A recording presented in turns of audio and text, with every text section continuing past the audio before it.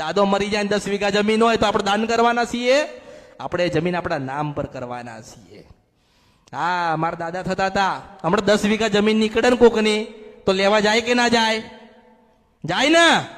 કોઈ કે ફલાણા તમારા દાદા હતા ને તો એની 10 વીઘા જમીન પેલા રોડ ઉપર નીકળી છે, તો કે હે આ તો બહુ ભાવ છે કે, તો નામે કરાવવા જાય. અને પછી અહીં બે ને કોક મેલડી કાઢું ને તો એવું કે હે મારા દાદો મેલડી લાવ્યો લો. સાલા નુગરા પેલી જમીન નીકળી તો દોડીને લેવા ગયો, મેલડી નીકળી તો પૂજાય નહીં, મેલડી છો ઓળખો. 10 વીઘા જમીન વાલી લાગે છે, મેલડી વાલી ના લાગી. અને જેને જેને મેલડીની ભક્તિ કરીને મેલડી ના થઈ ગયા ને એના નામે તો 1000 વીઘા જમીન થાય છે. હું સીધો છપરા નથી 15 રૂપિયા મેલડી છો. એટલે હું દરેકના આશીર્વાદ આપું છું, દરેકને સમજણ આપું છું, જ્ઞાન આપું છું, સતનો માર્ગ બતાડું છું. જવું ના જવું, કરવું ન કરવું તમારા બધાનો વિષય રહ્યો.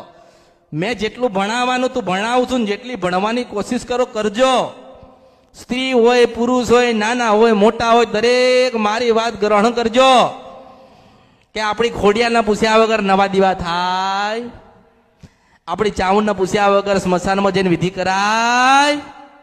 ઓળખો.